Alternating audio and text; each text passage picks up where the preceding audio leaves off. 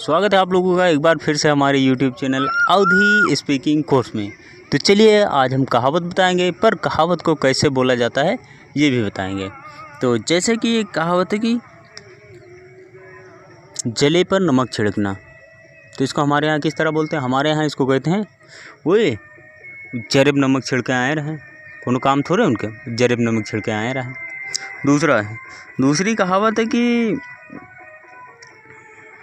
नौ छतीसा खाए आन के पीसा, ऊपर से मांगे हिस्सा।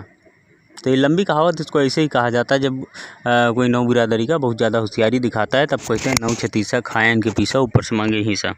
अगली है कि नाम बड़े दर्शन छोटे, नाम बड़े दर्शन छोटे। इस कहावत को कैसे बोलते हैं? इस कहावत को बोलते हैं ऐसे कि उनके नाम बड़े दर्शन छोटे, ज्ञान रहा उनके क्या भंडारा में, कुछ नहीं रहा, खाली भौकाल रहा है।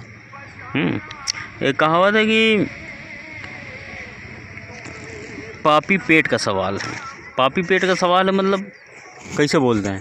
जैसे कोई दुकानदार है, बेईमानी कर रहा है नाप तौल में या फिर किसी भी चीज़ में, तो उसके बाद जब उससे कोई कहता है भैया ये तुम गलत कर रहे हो, तब दुकानदार कहता है भैया पापी पेट के सवाल है, भांडा ना फोड़ो।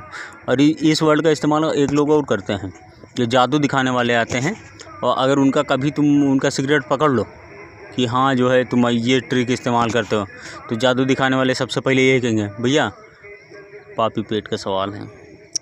अगला है कि लकीर पीटना।